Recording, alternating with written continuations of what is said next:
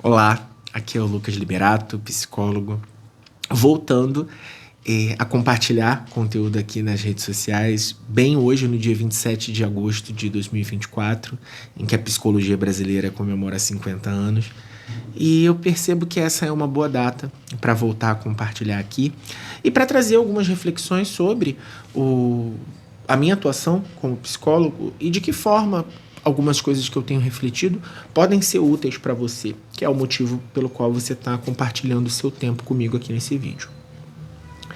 Eu tenho percebido que muitos sofrimentos que fazem com que a gente se responsabilize, que a gente acha que não está tentando o suficiente, que não é adulto o suficiente, que não é capaz o suficiente de lidar com as nossas questões, muitas vezes são situações que a gente não tem muita ingerência, a gente não tem muita capacidade de controle. Eu brinco bastante com os meus pacientes, talvez você esteja sofrendo de capitalismo. Talvez o seu diagnóstico seja problemas com machismo. Talvez o seu diagnóstico seja não conseguir aceitar a grosseira desigualdade social e a maneira como isso força a gente a estar em situações que, se a gente tivesse opção, a gente não estaria. Muita coisa que faz a gente sofrer, e claro que isso é pior para minorias políticas, então é pior para mulheres, porque o machismo então incide muito mais fortemente sobre elas, maior sobre pessoas não brancas, porque o racismo vai incidir mais sobre elas, sem dúvida. Mas todos nós estamos, de uma forma ou de outra, sob o efeito de forças muito maiores do que nós e que nós não conseguimos resolver apenas pela força de vontade. Nós não temos a capacidade de melhorarmos individualmente a fim de corrigir um problema que é coletivo. Isso é super importante, tá? E é um jeito relativamente simples de olhar para isso. Claro que a gente pode utilizar autorreflexão, melhorar a nossa capacidade de perceber a gente mesmo, fazer várias técnicas e métodos para então diminuir, de certa maneira, atenuar, tornar menos piores os efeitos dessas questões coletivas sobre nós. Mas a gente não consegue vencer a conjuntura individualmente. Isso não é possível. Então, quando a gente está lidando com questões estruturais, quando a gente está lidando com machismo estrutural, quando a gente está lidando com racismo estrutural, que são a manifestação dessas discriminações de um ponto de vista coletivo, a gente não pode esperar resolver isso no âmbito individual. Então, na medida em que o teu sofrimento, na medida em que o teu problema, que a tua questão de saúde mental tem uma origem, tenha como sua principal fonte algo estrutural, essa situação estrutural vai continuar alimentando essa situação, esse desafio de saúde mental em você. Você vai resolver a sua questão individual na medida do teu possível, mas situações do coletivo vão continuar te influenciando. Por isso, muitas vezes o trabalho terapêutico, muitas vezes o trabalho que a gente chama de autoconhecimento, no senso comum, ele é um trabalho de aprender a se perceber. Como disse muito bem uma paciente minha outro dia, ela possivelmente vai se reconhecer quando ela ouvir isso aqui.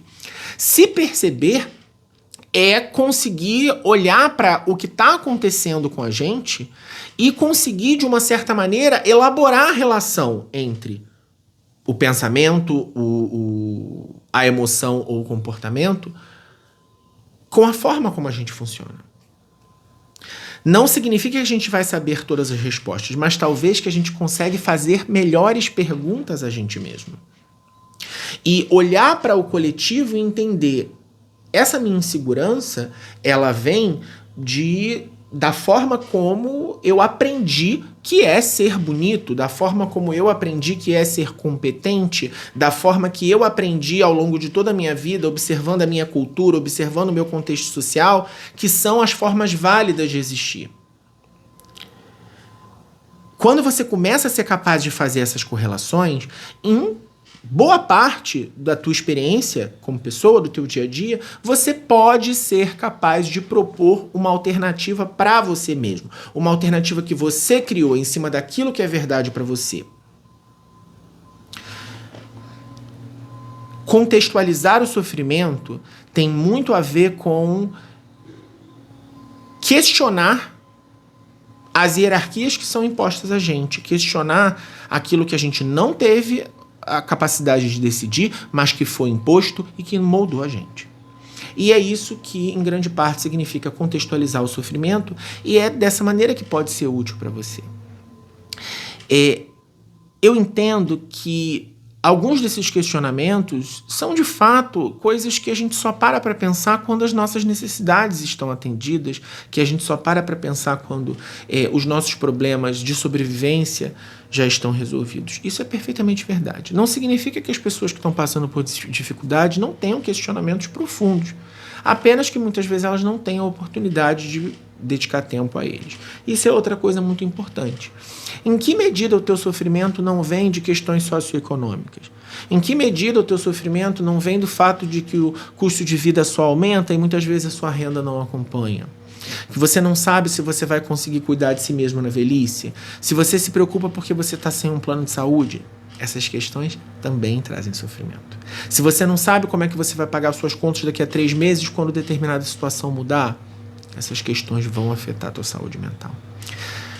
Por isso, nada em nós acontece num vácuo. Nada em nós acontece do nada.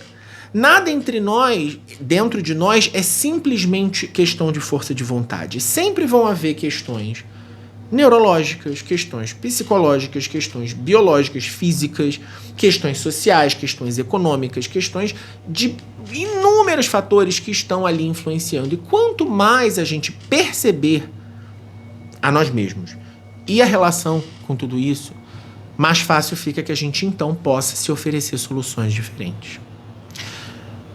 É importante que você se questione ao perceber um problema, ao perceber um sofrimento, que fatores fora do meu controle estão influenciando essa situação. Isso também vai permitir a você começar a entender melhor aquilo que de fato está no seu controle. Mas eu vou te dar um spoiler. Nós realmente só temos nós só temos capacidade de influenciar os nossos pensamentos, as nossas emoções e os nossos comportamentos. Não significa que a gente tem controle sobre eles, mas que nós podemos influenciá-los, a gente pode aprender cada vez mais a influenciá-los. Com isso eu deixo você com esses questionamentos, convido você a conferir o meu site, lucasliberato.com, se você quiser conhecer um pouco melhor o meu trabalho.